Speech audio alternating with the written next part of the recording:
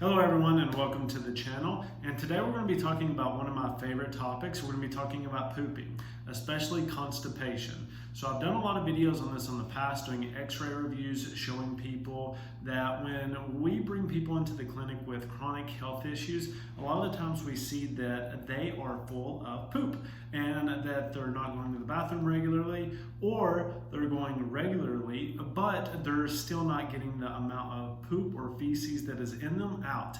And this creates toxic side effects that can look like autoimmune issues, chronic inflammation, joint pain, brain fog, just a plethora of issues, even weight gain especially.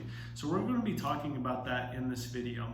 And if you stay to the end, I'm going to show you where you can get a free 28-day guide. It's going to have a grocery list, meal plans, recipes, basically everything that you need in order to get started on a diet that can help you resolve all of these issues. So stay to the end and I'll show you where you can get that. Now, before we get started today, I want to ask you if you can please like this video, subscribe to the channel, and share this with anybody that you know that may be struggling with these issues. My mission is to help as many people as possible, and if you like and share this video, then it gets to more people to help them resolve this issue and hopefully get them some relief. So if you could, please do that. That's the only thing that I will ask. So let's get into the topic for today.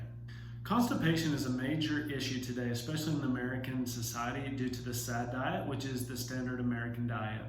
And most of these diets are full of inflammatory foods with little to no nutritional value.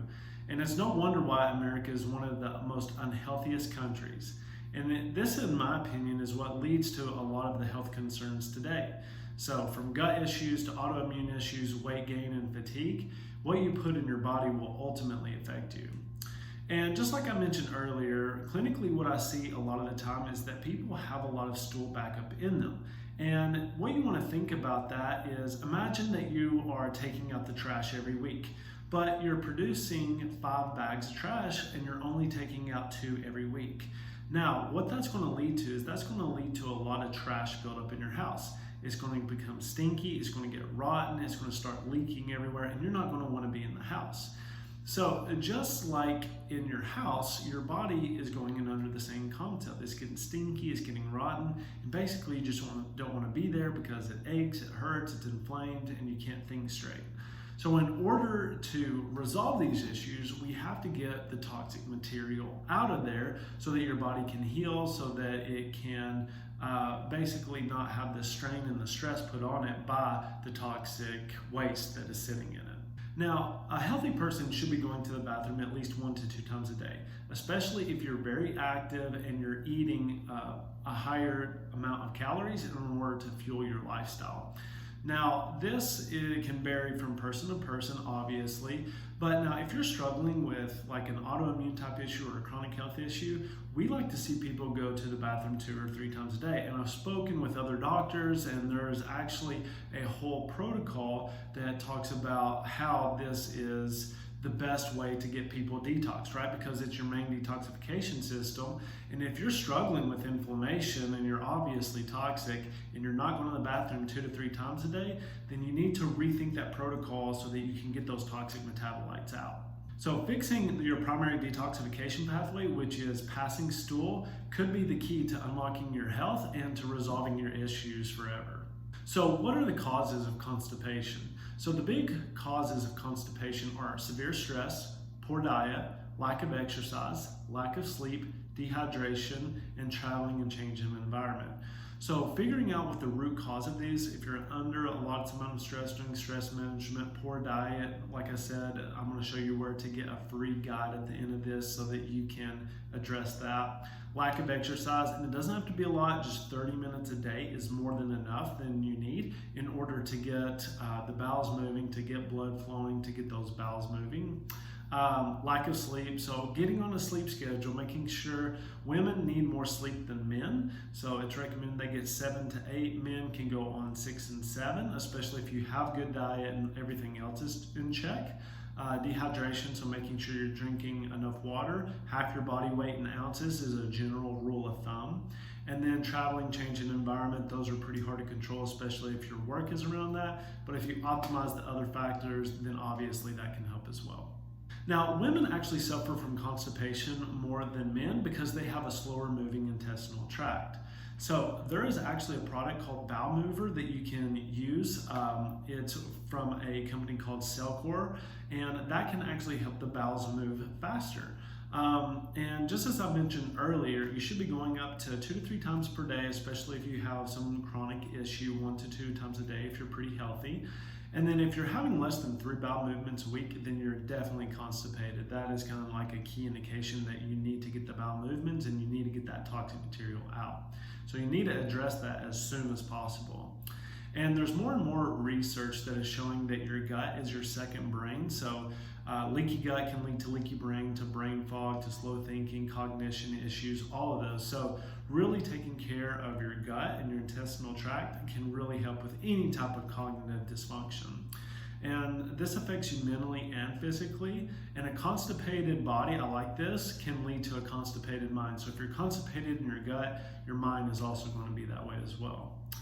And many people suffering with anxiety and depression have gut dysfunction, and most of your serotonin, which is your happy neurotransmitter, is made in the gut and not the brain, up to 70%. So if you're taking an SSRI or some type of antidepressant, a lot of times you want to look at the gut. Even though you may not have symptoms, you still want to look if you have malabsorption and maldigestion issues.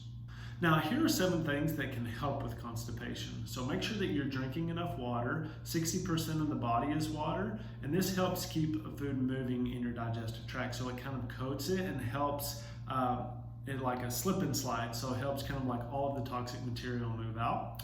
Warm water can actually help you go to the bathroom faster. So if you're struggling and you're drinking cold water all the time, try a little bit of warm water. I know it's not the greatest thing, but you may have to just make that sacrifice in order to get those bowels moving. Drinking a hot cup of coffee can help with going to the bathroom. Coffee contains soluble fiber, which can help with the gut flora. Now, I'm a big proponent of not doing too much caffeine, but there are times that you can do coffee, and I have a video about coffee that you should go check out, and just there's a right way to do it, and then there's a wrong way to do it. And I see a lot of people with high anxiety or they're having hormonal issues, they're doing way too much caffeine. Establishing a poop routine, just like you do with exercise and sleep, can be super beneficial. So it needs to be a time when you don't feel rushed. Eating a small breakfast can help stimulate the gastrocolic reflex, which can help. And then try to poop 15 to 45 minutes after breakfast. And then avoid a heavy breakfast, because that can actually make the constipation worse. So you want to stick to a small breakfast, and then you want to try to just like take your time and relax and set up your poop routine. Now, toilet posture can be a huge one as well. So the 90-degree angle of regular toilets can actually block the colon and actually pinch off the colon, making it impossible for the stool to move through. So you can use a squatty potty, I'll put a link below, or you can just get a stool at your house and elevate your legs to where you're at like a 35-degree angle, because that will open the colon up so that you can actually pass the stool out. Another one is increase your fiber intake, so eating more fruits and vegetables. Dietary fiber increases the size of your stool and makes them softer and easier to pass. Now, the recommendation for women is about 25 grams a day, and for men is 35 grams. And you can find these in vegetables, fruits, beans, and whole grains. Now, I am not a huge proponent of whole grains, but you can use them if you do pretty well with them and you're not really having any type of autoimmune issues. Bloating and gas can actually be signs of SIBO or gut dysbiosis. If you want to learn more about those, I have a video that dives in to tell you how to determine where your digestive tract is going, having dysfunction, and then you can kind of work it back from there, and there's just some tips and tricks in that video. Now, eating too much fiber can actually cause issues. So eating more than 70 grams of fiber can actually cause more constipation. So you want to stick around those recommended ratios of 25 grams for women and 35 for men in order to get the Goldilocks phenomenon. Eating pre and probiotic foods. So you need these to help support the gut microbiome, kind of like we talked about earlier. That's very important for your overall health. These help boost your immune system. A lot of your immune system comes from the gut, this ties back into autoimmune conditions, because if your immune system is attacking itself, most of the time there's just a war going on in your gut, and then your tissue gets caught in the crossfire. And these are made up of good bacteria which can help with digestion. And we get these in kefir, sauerkraut, kimchi, miso, yogurt are some really good foods that you can eat. And then you can just find like your typical prebiotic. I can send you some suggestions if you want. I'll put those below as well. Or you can comment below, ask me any questions. I'm more than happy to answer any questions you have. And then the last one is exercise daily. So muscular contraction is directly related to blood flow, and slower blood flow actually leads to less muscular contraction, and your intestinal tract and your large colon are actually smooth muscle. So when you exercise it helps stimulate the blood flow, and then you can actually pass and get the motility working a lot better. So 15 to 30 minute walk a day is really all that you need. Even just 3 times a week at the bare minimum will really be of a great benefit. And then yoga is really great because it decreases stress and increases blood flow. So go do some yoga. You can find a YouTube video to check that out. So just in conclusion, just to wrap things up, you just need 7 things that you can do to help with constipation. So drink enough water, drink a hot cup of coffee, not too much, establish a poop routine, correct your toilet posture, increase your fiber intake, and then eat pre and probiotic foods, and then exercising daily. So try those 7 things, try 3 or 4 of them, see how they work. Let me know in the comments if you like this video. Please, if you can, like this video, subscribe to my channel. My mission is to help as many people as possible and deliver you the best content. So if you have any suggestions, any other content you would like me to make, then I'm more than happy to help out.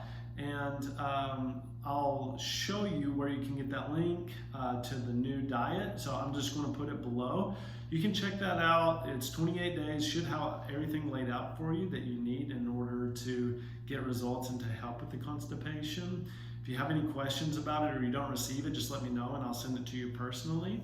And yeah, so I hope you all have a great day. If you found this useful, share it with your friends or family, somebody who may be constipated, and maybe they can get some relief with it as well. So I look forward to hearing from you all, and I hope you all have a great day.